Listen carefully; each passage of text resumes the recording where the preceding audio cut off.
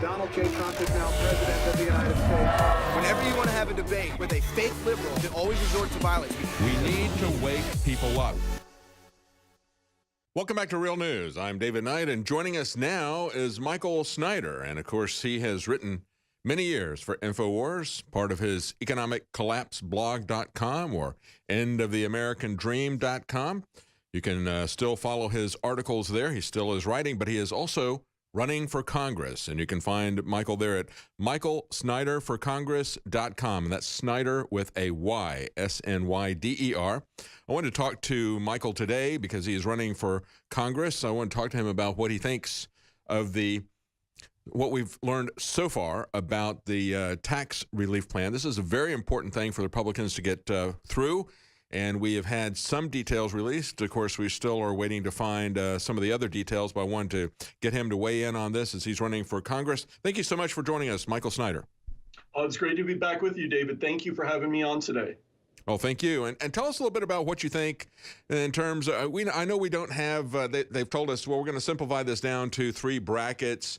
They didn't tell us, because it's going to have to come out of the Congress, as to where these income levels are going to kick in and so forth. But we do have some broad strokes about the way things would be simplified and reduced, and some of the things that would be removed in terms of taxes there. What is your take on the tax package that's come out of the administration and some leaders of Congress?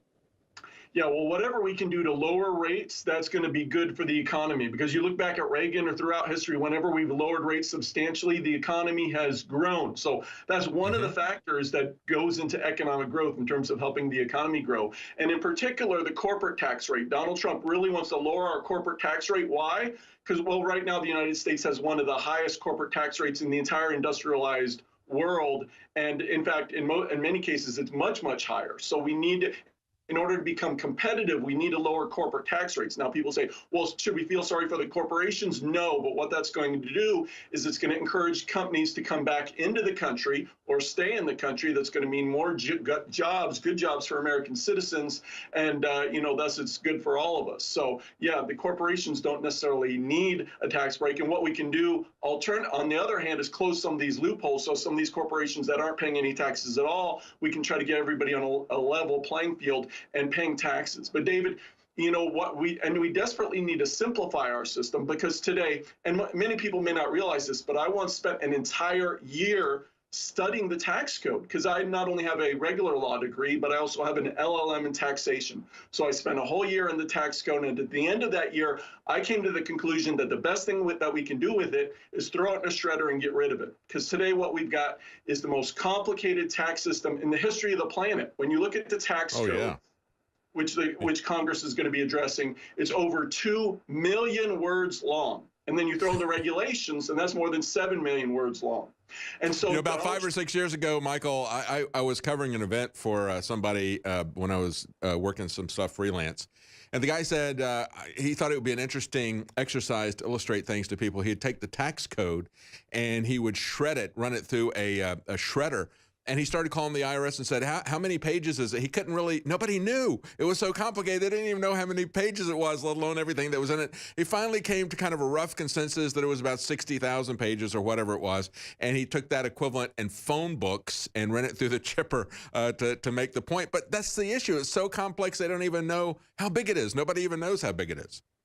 Yeah, and the thing is, if Trump and the Republicans can actually get something through Congress and simplify slightly, well, it's almost going to be like spitting into Niagara Falls, because it's so complex, but they're just going to be tinkering with the code. But what a lot of people don't realize is most of our tax law comes from the IRS. It doesn't even go through Congress, because Congress has delegated that authority, like with so many other agencies, to the IRS. And so the IRS, by the end of this year, will come up with far more new regulations and additions to the regulations than any simplification they do to the code. So even if we get something through, our taxes will be more complicated by the end of the year, even if this it gets through. So ultimately what we want to do is not just lower rates and try to simplify. We can do that in the short term, but in the long term, we need to get rid of this system entirely. We need to abolish the IRS and the income tax and the Federal Reserve. And you know what, David? people say, well, would that be a disaster? How in the world could we survive? Well, if you go back between 1872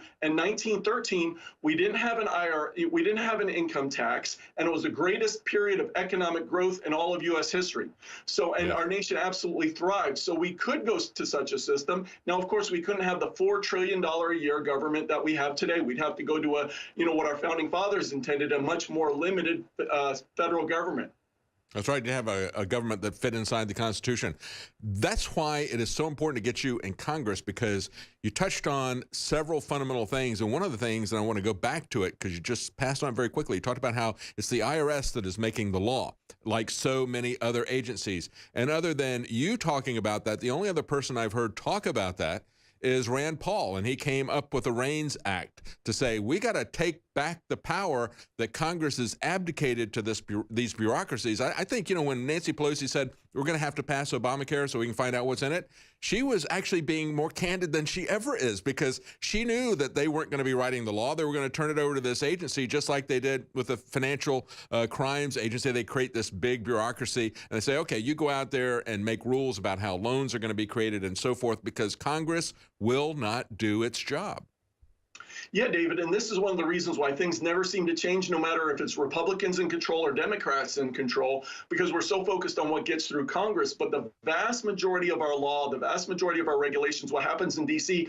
goes through these government agencies, which are packed with progressives, which are packed with globalists, and they're constantly advancing their agenda through the IRS, through the EPA, through all these, alphabet soup government agencies, despite what Congress is doing. So we're so focused on these political fights in Congress, but it's really these giant government agencies which make most of our law, most of our regulations, and are continually advancing the agenda of the globalists. Until we do something about that, then we're never going to get to the root of the problem.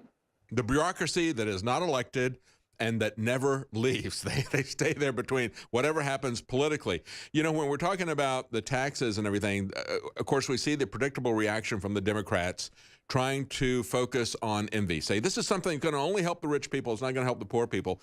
But there was a different kind of Democrat once, and that was JFK. It wasn't just the big tax cuts from Reagan, but it was the big tax cuts from JFK. And he said, a rising tide lifts all boats. And we don't see that kind of attitude anymore from the Democrats. When they're talking about this, Michael, they're complaining about the fact that rich people in California and New York are not going to get their state income tax deductions. And that's going to happen because they're simplifying the code. What do you think about that?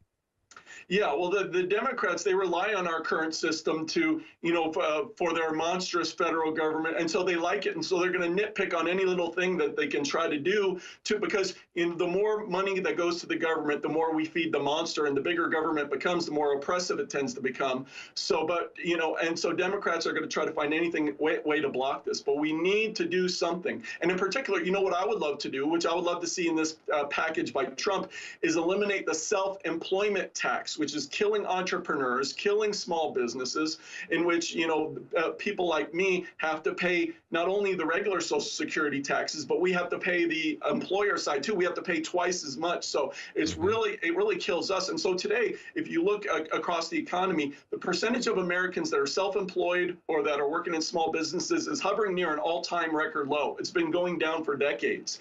And traditionally, small businesses and entrepreneurs have been the primary engine of job growth in this country. So, and that's where the American dream comes, starting your own business, building something up. So we need to do whatever we can to promote small businesses and entrepreneurs. And so I would love to see this package that gets through Congress eliminate the self-employment tax. And, when you're talking about the small businesses being the creators of jobs, so we know that's true. And we know that the big companies, a good example of it was Apple. They go into Iowa and it's like, okay, I'll put some jobs there, but you give me $1 or $2 million per job that I create there. That doesn't happen with small businesses. They are very efficient. They're the ones who are the engine of job growth. And yet we continue to look at these corporate, here's Apple, a company that's got more money than the federal government does, because the federal government is $20 trillion in tax, demanding their subsidy. Yeah. And what a lot of people don't focus on is not just the income tax that the federal government gets money from people like Apple or people like us. I once wrote an article where I listed 97 different ways that the government gets money out of us each year. And so they keep inventing new ways to extract revenue from all of us. And some Americans end up paying more than 50% of their incomes in taxes because of all these different ways. It's like death by 1,000 different cuts. So even it absolutely is. Yeah, absolutely is. They put these little taxes on us. They start out very small, and then they build them. And we started out by talking about income taxes. That's a good example. That started out with just a 1% tax on the 1%, and look at where it is now. You found it. It's The Real News with your host, David Knight. What the aging process is when the cell replicates, we lose a little bit of our telomeres. Telomeres are the little cups on the end of our chromosomes. And when it runs out, you start dying. Secure your DNA force today at InfoWarsLife.com.